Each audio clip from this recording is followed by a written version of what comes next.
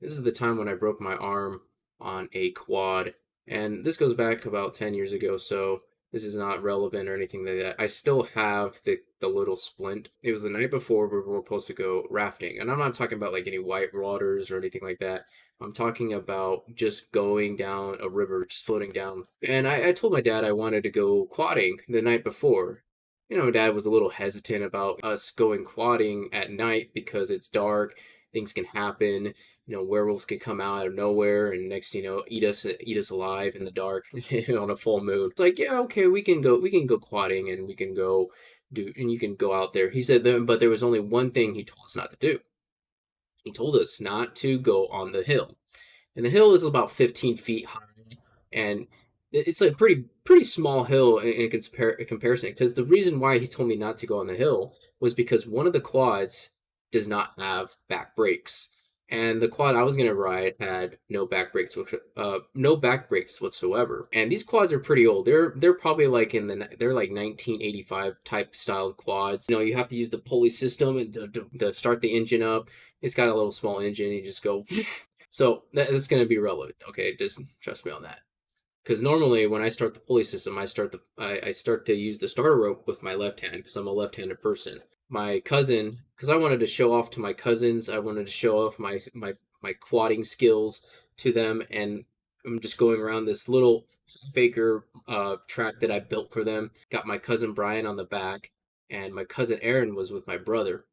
We're riding in the night, and we're having a good time. Thinking I'm invincible, and I'm like, I've done this hill so many times. I've done the hill so many times.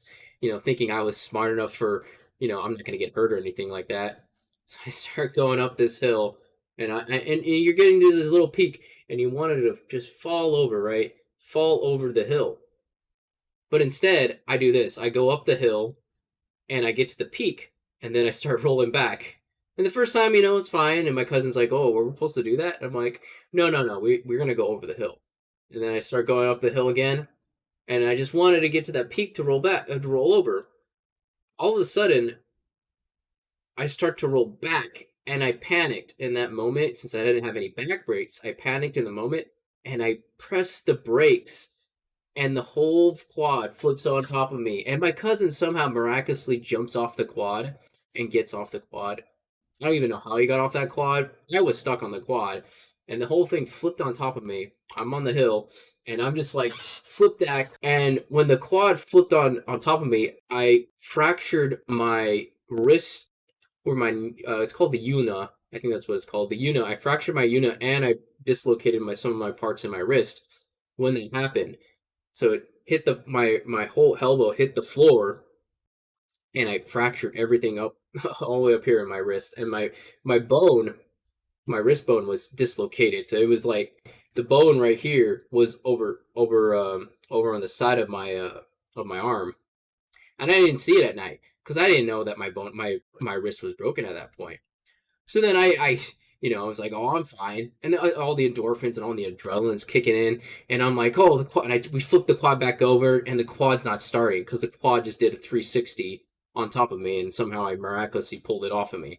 And I grabbed the starter rope with the same hand that I broke, which is my left hand. I grabbed the starter roper and pull. And I keep pulling on the same hand that I broke, on the same arm I broke. And I keep pulling and pulling. It did not start whatsoever. And I'm like, at this point, I'm like, oh my gosh, Dad's gonna be so mad at me. Oh man, I don't know what to do. It's the night before we're supposed to go rafting. We're supposed to go floating down this river, having a good time. And I blew everything. I was like, I can't go. I'm gonna be in so much trouble. Thinking I my vulnerability just goes out the window. And my cousin's just looking at me, and he's just staring at what I'm doing, and he's in just as shock as me. And I was like, you know what? And I told him, go get Dad, go get my dad. And my dad comes out, and I'm like crying and weeping at this point. I was like, Dad, I think I heard something, and the quad won't start, and I I don't know what to do. So then, and he's like he wasn't mad. He was just disappointed that I that I broke my arm, and I'm just there weeping. As we get in the truck, I get in the truck, and we start driving to the hospital. I guess one of my cousins actually worked at the hospital because we lived in a small town. He wrapped me into a temporary cast, and my dad's like, "We're still going rafting. You're going to go rafting with us, and we're going to float down that river with your broken arm." Luckily, my cousin was with us, uh, because she was a nurse and she was looking after us. So we still go on the rafting trip. And here's me with a temporary cast with a harness, holding up my arm like this the whole time, and I'm going down the river, floating down the river with a broken arm, and I have to like plastic wrap it each day, making sure that like it doesn't get wet or soaked because it's prone to infections inside my arm, my wrist. It's all yellow. It did not look pretty. Every time I took it on, I looked at my hand. After I got back from the trip, I went to the hospital again over at my mom's because I was on visitation with my dad at the time, and I flew back down to go see my mom, and my mom brings me to the hospital, and they actually gave me an official cast for my whole arm, and I wore about it for 3 weeks. After that, I couldn't bend my wrist.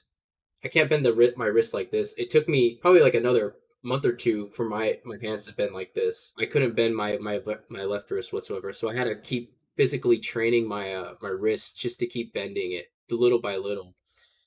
And yeah, that's the story of me breaking my arm.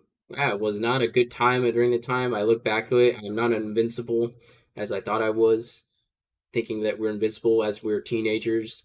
Yeah, that's pretty much it. But yeah, I'll see you guys later, and peace.